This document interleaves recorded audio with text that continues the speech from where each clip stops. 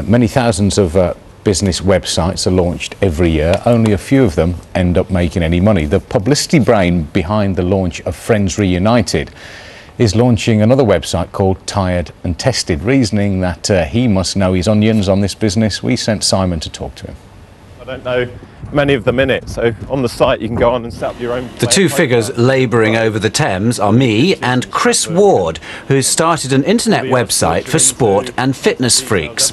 So it's just a way of getting to know more people through sport. A self-confessed running and cycling nut, Chris sensed there would be a demand to exchange stories, experiences and photos on a website, something known by web users as a social networking site. It's a social network around sport, the same as MySpace is around music. This is socialising around sport. So people will post their results, Yep. times and... Yeah, photos, keep a whole scrapbook, build your own player profiles. If you're a pro, put it on the site and share it with friends. I wouldn't want to brag about that, it wouldn't look very good. You need a bigger ego. It's early days, but Tired and Tested is up and running. Members can put up details of their achievements and interests and communicate with other users, all affirming their sporting identities. Chris has a track record after his involvement with the hugely successful Friends Reunited website, so I asked him in a multi-lap interview how to win on the web. From my background in doing it, it's coming up with a unique idea. It's got to be a unique idea, and because however the further you go into doing that idea, you'll find out other people are very close to it, very similar. So you've got to start absolutely unique, and if you're not unique, then you're just going to find so many competitors. And these days, anyone can start a website. So if it's not unique, then the competition is ferocious, and it's just hard work. Talking of which, how much work is required? Huge amount of work, absolutely huge. And I've noticed that since I was lucky that I sold 2 companies before, so I've had some time out, and then to come to this, it's 20-hour-a-day work, and I don't think any of these sites have been successful without someone spending 20 hours a day for a period of time, whether that's MySpace or Bebo or any of these big sites have had some people spending a lot of time to get these things off the ground is hard work. To build a community of that community needs to be loyal, and you can't just buy loyalty. We've been through about 3 designers, and it's easy to design these things too early and then your technical side supersedes what you've designed. So I was very strong on the fact that we leave the design to the end. We build the technical side of it. We know and build what it wants to do first, and then do the design at the end of that.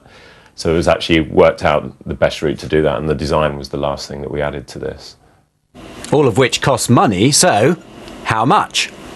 It could cost any amount. I've done this for £250,000, and I've looked to spend almost half of that on building the website and designing it and getting it to this stage, and the other half I looked to spend on telling everyone about it, on marketing materials and getting a team of people involved. So I've spent £250,000, but I don't do any of the sort of the developing, the technical programming of it, and that would save a lot of time if you can do that yourself. But then if you know how to do that, you're probably less skilled at marketing, and you probably end up paying more on that side of it. Marketing is a crucial part of the web contest. How do you get noticed? It's called word of mouth marketing is the thing that most people use, and we've got a team of people working with us who are really into the site, who are telling other people. We're doing some low-level marketing with postcards. It's all about sport, so we're out talking to people doing jumpers for goalposts in parks. We're talking to people out there, student market who play sport, all sorts of people just out there on a low level, talking to people, showing what it does, being very good to our existing sort of users and members who come on, and then producing the word of mouth from there. But it's a lot of hard work, and we aim to get up to this sort of first point of 50,000 members really, and if the site's any good, which hopefully it is, then you should be able to work up to 50,000 people. The finish line for the web entrepreneur is that faraway point where they start making money.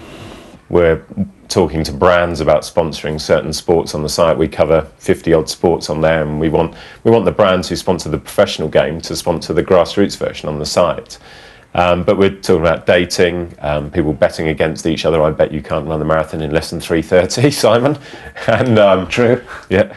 And we're putting a video player on there, so there can be adverts on our video player. And I've talked to a lot of people who've got websites that size who can't make any money out of it, and they're just based on advertising. And you're not going to make enough money out of just 50,000 people just based on an advertising model. You need other unique things and fun things, and things that are going to add features to the site at the same time as bringing revenue to you. It's not just what you know, it's who you know, and Chris has managed to persuade Terry Venables, Deputy England coach, to back the site. Also Mike Lee, part of the team which won the Olympics for London. And even so, his web concept is still unproven, just one of thousands trying to make it. Don't forget any useful numbers or details we've mentioned are on our CFAX page. That's BBC2 CFAX page 227.